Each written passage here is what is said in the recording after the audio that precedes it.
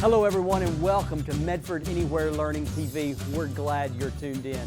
We want to give a shout out to our friends at Southern Oregon PBS, KTVL, KDRV, and the Dove Network. Thank you for hosting us on your station. In the Medford School District, we have one shared vision, and that we believe that all are learning, and learning is for all. And what better place to do that than right here on Medford Anywhere Learning TV.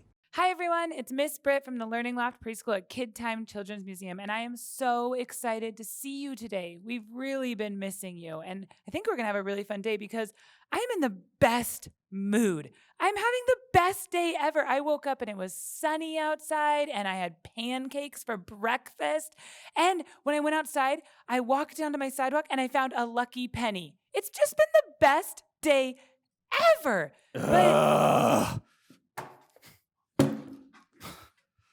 Hey, Britt. Oh, hi, Teacher Connor. How you doing? I've been better. Today's not going well.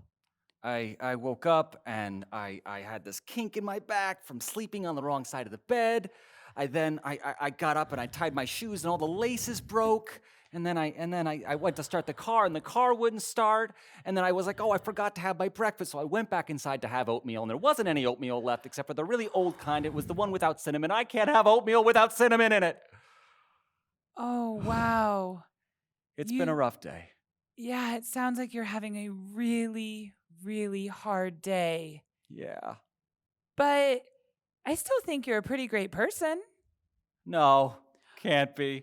No, I do. I think even though you're having a bad day, that you're still really smart and funny and cool, and you know a ton about ninjas.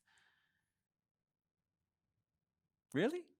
Yeah, and everyone has bad days sometimes. I have a friend, Alexander, and a friend, Leonardo, and they both have bad days sometimes. It's okay to have a bad day. I bet you superheroes don't have bad days. Oh, Teacher Connor, they totally have bad days. They do? Yeah. You don't know this? No. Yes.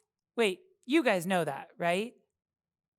Yeah, superheroes have bad days all the time. Prove it. Fine, I have a book that's called Superheroes Have Bad Days, and I could read it if we want.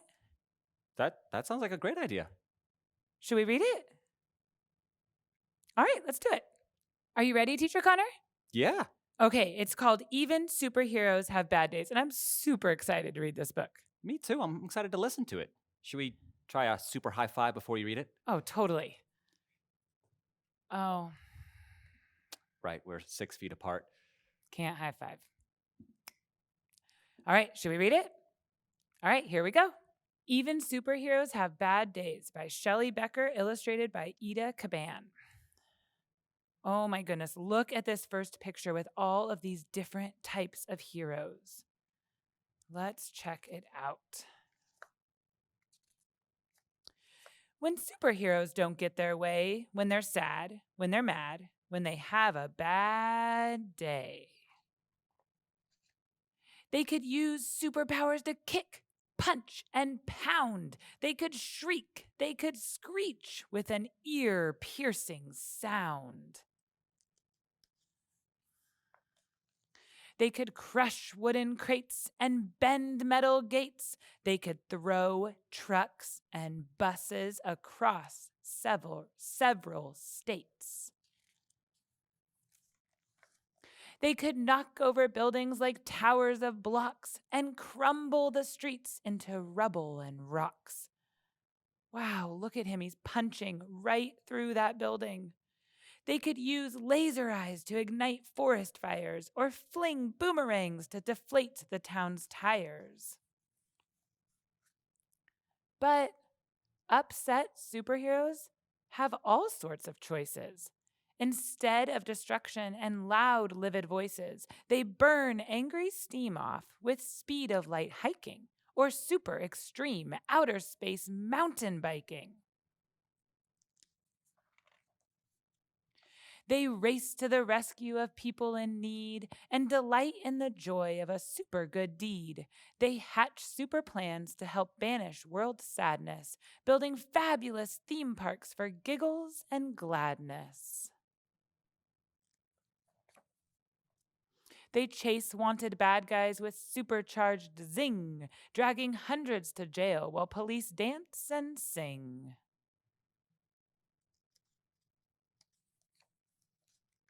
They track down and tame super menacing beasts and transform pity parties to victory feasts.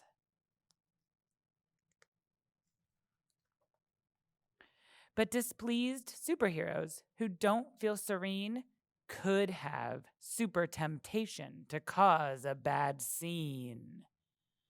Does he look frustrated and angry and even kind of mad, like how Teacher Connor was feeling?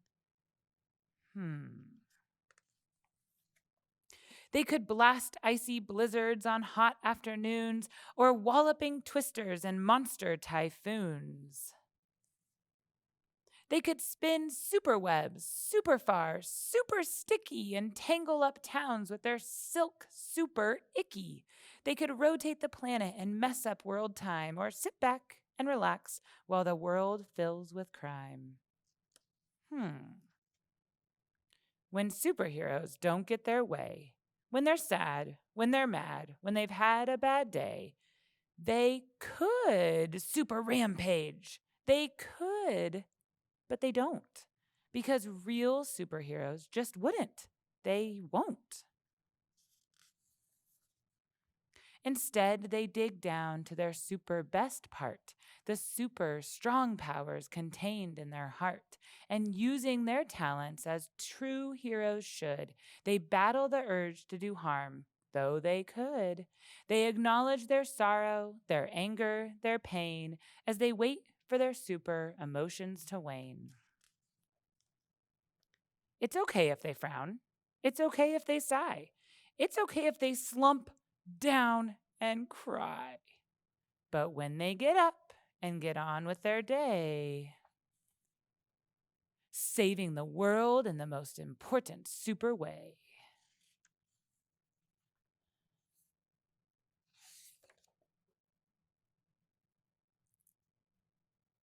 Wow, that was a really interesting book. It kind of showed that, even though my day was kind of having a rough start and there were some things that I didn't like happening, like my car not starting and my shoelaces breaking, I have some choices to make. I could throw a tantrum and walk in here like I did and kind of humph and pumph around, or I could try to make the best of it.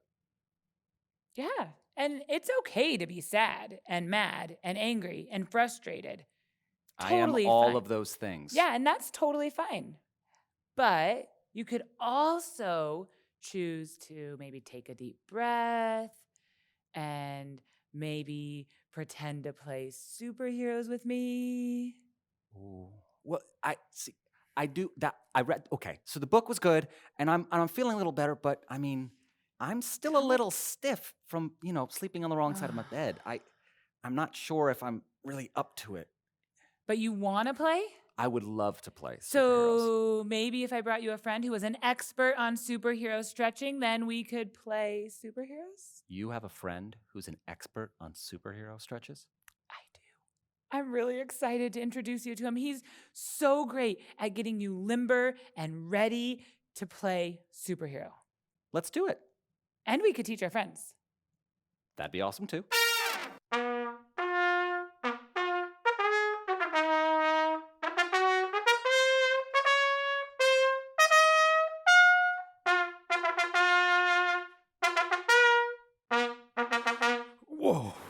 Whoa. Oh, hello, friends. Teacher Zayton here, superhero trainer from Kid Time, and today we're going to do some superhero stretching. All right, friends, we're going to get started with some stretching. We're going to put our hands way up tall, reaching up for the sky, trying to fly. And if we can't quite fly, we're going to go ahead and bend down low and touch our toes. Oh, there they go. Feels so nice. All right. Go ahead and put your body out, making your body into a star. And we're going to wiggle one of our arms, it could be an arm of your choosing, all the way across your body, reaching down to touch your toe on the opposite side. And then once you got that, go ahead and go back up into that star shape. We're going to do it on the other side, and we'll move our arm all the way across our body, reaching down to touch our other toe. All right, that felt nice. All right, now we're going to work on using our different types of breath. The first breath is going to be our ice breath. We're going to cool this place down. So the way the ice breath works is we breathe in through our mouth and we breathe out through our nose. Ooh, I can feel it getting colder. Let's try that one more time. In through your mouth and out through your nose. Oh, that feels nice. Now we're going to turn it around. This time we're going to use our fire breath. And the way our fire breath works is we breathe in through our nose and out through your mouth. But when you breathe out through your mouth, you got to make a fire breath sound. And mine sounds like this. It is definitely getting hot in here now. All right, friends, now we're going to test out our fine motor skills using our Spider-Man stretches. If you don't know how to do the Spider-Man stretch, you take your middle fingers, the two right there, you touch them to your palms. Now we're going to go ahead and we're going to stretch this side and give a spider web over here, and stretch this side, give a spider web over here, and we're going to pull our body in different directions. Oh, it feels so nice. And then gently let your body down. We're going to fill this room up with webs. This is where it gets very interesting. For this one, you need a nice wide stance because we're going to do the Hulk stretch. You ready? Here we go. I need you to show me your big Hulk muscles. Oh. Now you've got a very important job coming up. You've got to show me your best Hulk growl. And mine sounds like this. Oh, that is the Hulk stretch. All right, friends. This time we're going to do a little bit of running. We're going to do the flash dash. See how fast you can run. Here we go. On your mark. Get set. Go.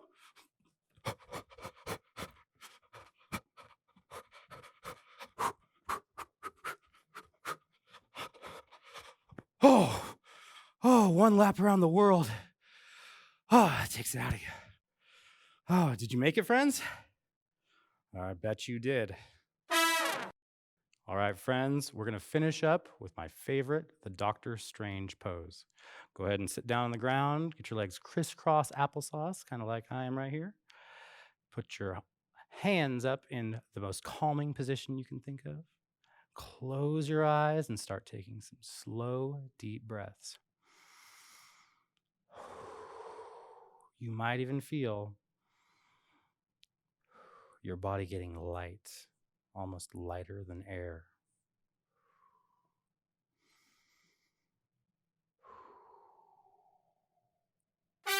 Whew. All right. No, I feel limbered up. I feel ready to be a superhero. I think I'm ready to do this. I know what superhero I'm going to be. What superhero are you going to be? Oh, I'm so excited. I am going to be Batman. Oh, that's a good one. Batman's a good one. I'm going to be a firefighter. Yeah, I'm going to wear a firefighter hat, maybe have the outfit in one of those tanks. They're kind of heavy, so I got to get used to it. The stretches really helped out with that. I can go up ladders. I can put out fires. No, Teacher Connor, we're playing superhero. Oh. Yeah, Okay. let's try this again. Okay, you ready? Yeah. I think I'll pick a different one. I'm going to be Superman. Oh, that's a good one. Superman can fly and has those laser beam eyes. Okay, I got to pick something that can compete with that. I know exactly what superhero I'll be. The Flash? Close. I'm going to be a nurse. I'm going to help patients out, I'm going to work inside of a hospital, take care of sick people. It'll be great. Teacher Connor, I don't think you're understanding the game I want to play. I want to play superheroes. Yeah. And we're both listing superheroes. I'm just listing everyday superheroes. I don't know if I understand. Okay, so you know those superheroes that you listed? The ones that can fly or are super fast? Yes. Those are great superheroes, but they don't really exist in real life. I've been told. But the superheroes that I listed, like nurses and firefighters, and even my friend who's a ER doctor, Dr. Welder, they are real-life superheroes. You know a real life superhero? Yeah. We talk all the time. She's pretty awesome. Sorry, hold on a second. I'm getting a video call. Sorry, guys. It's actually Dr. Welder. A real life superhero's on the phone? Yeah. Should we put her on? Yes, I want my friends and I want to meet her. Oh, okay. All right. Hold on one second. Let me just go ahead and put this here so everybody can see it. This is so exciting, you guys. Hi, I'm Alicia, and I'm a doctor. What kind of doctor am I, Ella? Emergency. That's right. That means I work in the emergency room, and I see all kinds of different owies and all kinds of different emergencies. Have you ever been to the emergency room, Ella? Yeah, What did you go for? my foot got hurt. Your foot got hurt. Was it a little bit scary? Yeah, A little bit. Sometimes the emergency room can be really loud, and that can make it a little bit scary, but there are all kinds of doctors and nurses there to help you feel better. Sometimes we have to use different tools to look at different owies, like this. What's this called? a stethoscope. A stethoscope. That's a really big word, but that just means we're listening to your lungs to make sure they sound okay, or your heart to hear it beat. Sometimes we might need to use a tool like this. This helps to look inside your ears to see if there's any owies in there. Does it hurt, Ella? No, No, but it can tickle a little bit. Sometimes if you fall down, you might hurt your leg or your arm, and we have to use a bandage to make your arm or leg feel better, or sometimes you might have to take some medicine to feel better. How does the medicine taste, Elle? some of them taste bad, and some of it tastes good. Yeah, some of them taste okay. I love being a doctor because I get to take care of all kinds of different owies and all kinds of different people, from little kids all the way up to grandmas and grandpas. What kind of doctor do you want to be, Ella? Baby. A doctor that takes care of babies. That's awesome. Thank you so much for having us. Bye-bye. Wow, Teacher Connor, thank you so much for introducing me to Dr. Welder. That was so cool. Yeah, she's a pretty cool person. Now that we've seen some different superheroes, I have a very important question for you. Yeah? You ready? Yeah. Which superhero do you want to be?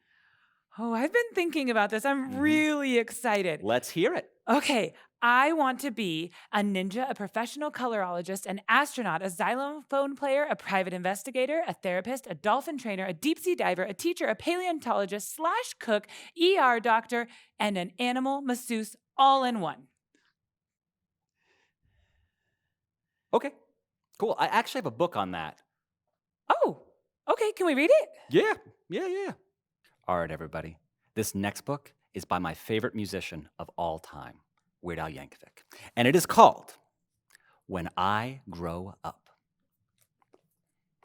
I waited so long for the hours to pass, but soon it was noon there in Mrs. Krupp's class. And Thursday at noon, as I'm sure you know well, is the time of the week when we do show and tell. And this week, the subject, so special to me, was when I grow up, what am I gonna be? That's something I'd really been thinking about. And I just couldn't wait to let all those thoughts out. So when Mrs. Krupp said, "Who's ready to share?" you can guess who was there with his hand in the air. I raised both my hands just as high as they'd go, and I bounced up and down, and then, what do you know? Well, Mrs. Krupp picked me, yes, me, to go first. Oh, I was so happy I thought I would burst. I proudly stood up and began my oration concerning my choice for my future vocation. Ahem.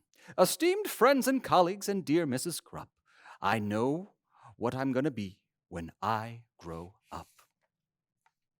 Why, I'll be the greatest chef you've ever seen. The world will go crazy for my hot cuisine. I'll tantalize taste buds with my rigatoni, sautéed with black truffles and pickled bologna, surrounded by kumquats and candied pig's feet, topped with shrimp-flavored lollipops. Bon appetit! My walls will be filled with awards that I've gotten for toast on a stick and Twinkies au gratin. My kitchen will be the most famous in France, so make reservations 12 years in advance. There's no doubt about it. I'm certain you see. A world-renowned chef is what I'm going to be.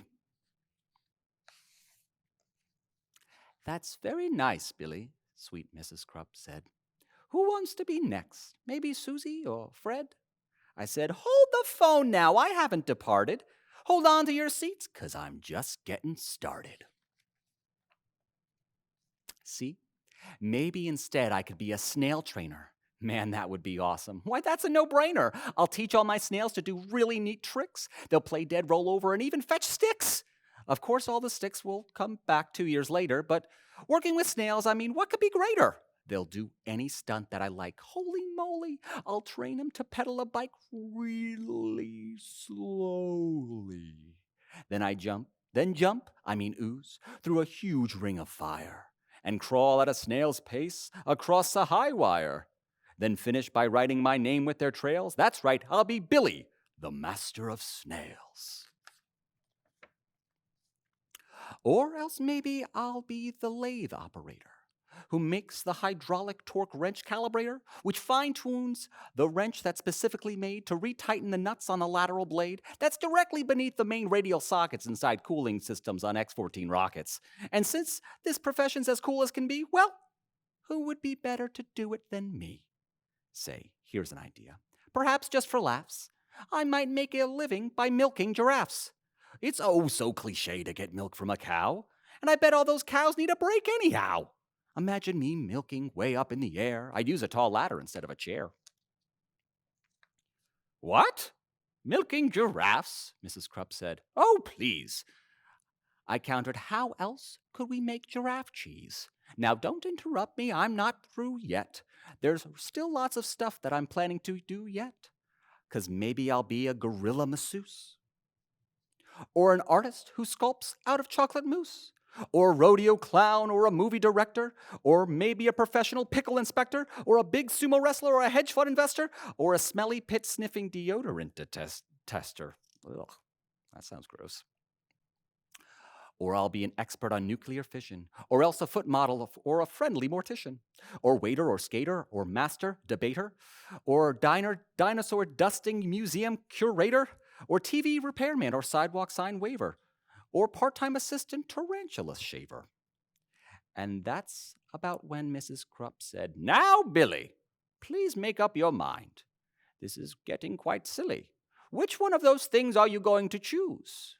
I shuffled around, and I looked at my shoes, and I finally said, my great-grandfather Bob's been a whole lot of things, had a whole bunch of jobs, a butcher, a barber, a bellman, a bouncer, a telephone psychic, and a bingo announcer.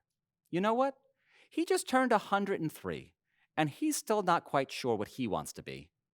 See, I'm only 8 now, so frankly I'm hoping you'll cut me some slack if I leave my options open. Just wait and find out what my future brings. Hey, I might have time to do all of those things. And then the bell rang, we all went to lunch, and I was sipping on my pineapple punch. I pondered professions that I'd like to enter, like brave firefighter or crazy inventor.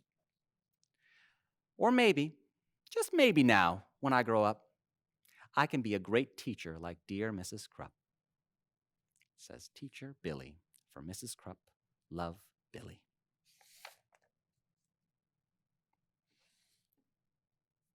You see, Miss Britt, you can be a bunch of different things in your life.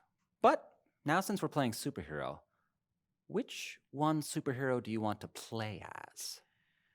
I am really excited to pretend to be my new favorite superhero, a doctor. That's a good one. I think I'm going to stick with firefighter. Oh, this is going to be so much fun. And when we play superhero, okay, I'm going to be a doctor and you're going to be a firefighter, but what do superheroes do? They help people. Oh, just like Dr. Welder helped people in the emergency room. Mm-hmm. And just like my teacher helps me with my schoolwork on my computer. Mm-hmm. This is going to be so much fun. Let's do it. All right. Do you guys want to play superhero at home? What superhero are you going to be? Ooh, that's a good one. I didn't even think of that one. Me either. This is going to be really fun. Thanks, guys, for joining us today. Teacher Connor, I had a really good time. Should we try that superhero high five once more? Oh, totally. All right. Ready, set, Oh, right. Socially distance. again. Yeah. Anyway, thanks for joining us, guys. See you next time. Thanks for tuning in to Medford Anywhere Learning TV. Medford School District is a place where all are learning, and learning is for all.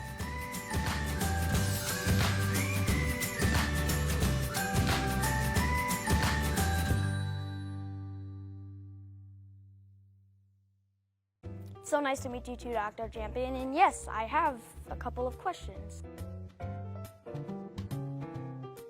This one's quite serious. All right. So, from one champion to another, who are you going to root for? Well, what are my options? South Medford Panthers, North Tornadoes. Whatever team is representing Medford, I guarantee that's the team that I'm going to be rooting for sure. If you got to make a holiday, what would it be? Make a holiday. I think I would go with Color Day. Late January, when it's real dark and cold outside, we have our holiday, which is Color Day. And on Color Day, everybody wears their bright colors, like your bright pink. All the cakes are multicolored cakes, and there's confetti and things going up in rainbows, and you name it, there's color everywhere. And we take the gray world and we make it colorful. How's that sound?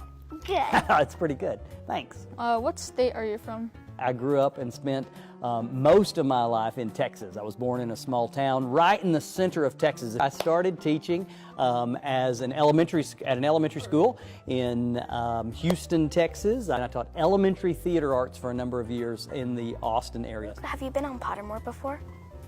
Have I been on what? Pottermore. What is that? It's a Harry Potter app. Yes. So you can take quizzes on it, and like, what's your Patronus and what's your house? What's your Patronus? It's a type of dog. I think it's Ah. a terrier. That's so awesome. I'm afraid I'd get on there and be like, my Patronus would be like a chipmunk or something. I mean, I want something ferocious and incredible. I mean, I'm nervous to do this whole what's it called? Pottermore. Pottermore. That's awesome. What house are you? Hufflepuff. All right, Hufflepuff. That's awesome. I've always appreciated Hufflepuff. Other countries, such as Finland, they have technology classes such as coding and computing. Do you think our school district could have the budget to implement those kinds of classes in schools? Great question. As a matter of fact, it's something that the Medford School District has prioritized over the last few years. We've got, for example, the Chromebook rollout that's starting this year with 9th grade, which offers an opportunity for a tool for our students and teachers to be able to access technology very easily, literally in their hands. However, we know that coding is a skill that can grow, and it's definitely something that we are considering looking toward for the future. My son happens to be a computer programmer, and so this is very near and dear to my heart as well, so that's a great question. What is your favorite type of car? My favorite type of car is one that runs, that has an air conditioner, and that's pretty much it. I also like good gas mileage. Get me there safely, and have an air conditioner. What's the first change you want to propose as superintendent, and why? One of the things that I believe, John, is that it's important that there's not this idea that I'm going to bring all this whole new set of ideas into the system.